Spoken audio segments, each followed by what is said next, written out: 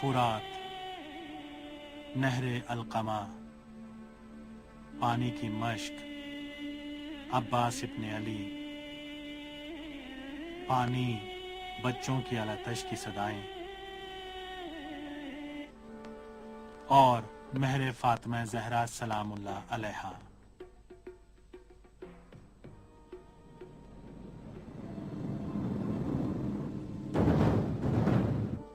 اصحاب حسین علیہ السلام، آب و آہ، پانی اور پیاس ایک دوسرے کے لیے لازم و ملزوم ہے۔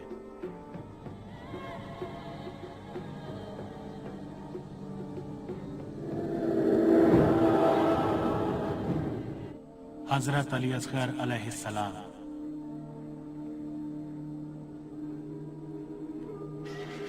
عقل کے فرشتے میدان راس میں آئے اور انسان کے علم لدنی کی تجلیات سے مرغوب ہو کر سجدے میں گر گئے تاکہ زمین و آسمان کو ایک سرے سے لے کر دوسرے سرے تک انسان کامل تسخیر کر لیں۔ لیکن صرف انسان کامل ہی جانتا ہے کہ دہر جس طریقے سے چل رہا ہے افضل ہے، اور جو کچھ ہے ایسا چہرہ ہے جو حق کو نمایاں کر رہا ہے۔ انسان کی مردانگی اور وفا پوری طرح جلوہ گر ہو کر سامنے آئی، اور عباس بچوں سے شرم کے باعث بے تاب تھے۔ صحرائے کربلا کے ساقی کے بلند ہاتھ فرات کے ساحل پر تھے۔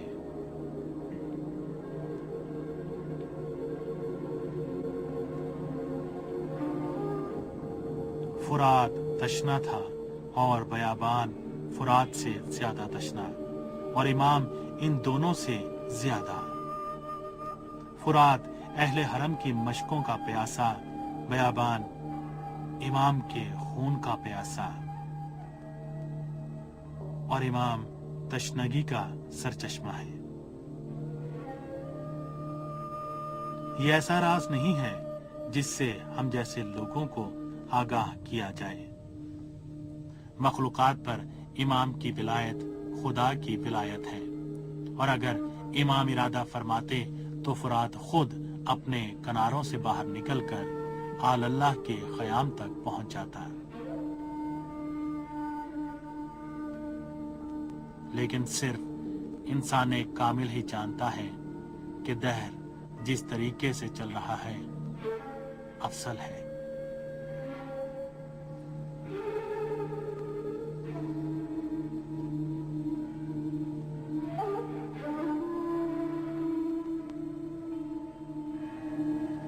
شیطان کا لشکر شور و غل کر رہا تھا، اور پورے دشت میں پاک ترین انسانوں کے لاشیں بکھرے ہوئے تھے۔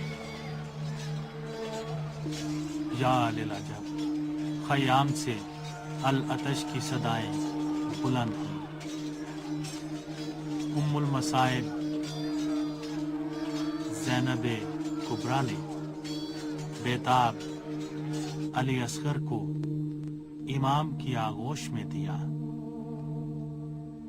تاکہ اسے سیراب کرے۔ ایک خورشید کی آغوش میں دوسرا خورشید، مظہر نور خدا نے صراط مستقیم سے بھٹکے ہوئے لشکر اعداء کی طرف قدم بڑھایا۔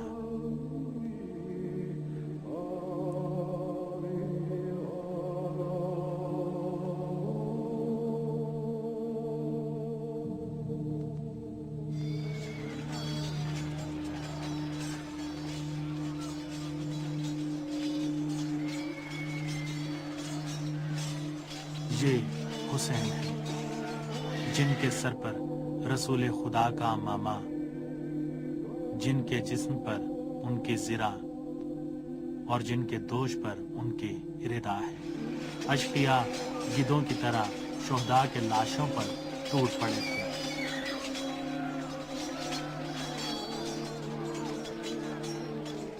اے کاش یہ پس لوگ ایک لمحے کے لیے جان لیتے کہ ان کی غفلت کی کالی رات کتنی طویل ہے۔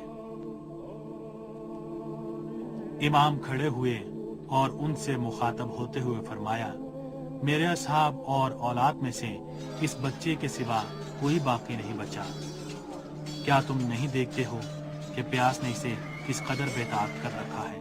اگر مجھ پر رحم نہیں کرتے تو اس بچے پر رحم کرو۔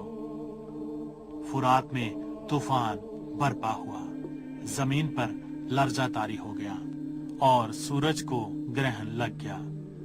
قریب تھا کہ قیامت برپا ہو جاتی۔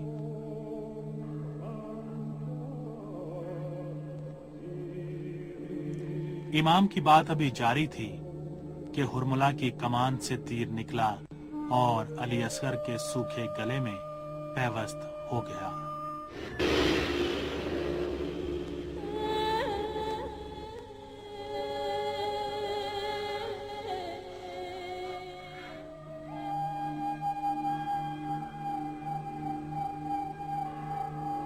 اس طرح اسلام کے کم سن ترین سپاہی نے جام شہادت نوش کیا۔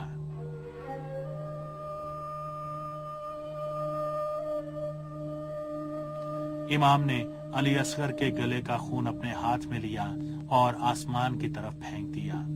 اس خون کا حتیٰ ایک قطرہ بھی زمین پر واپس نہ آیا۔ حسینیان عالم یک رشته قنداق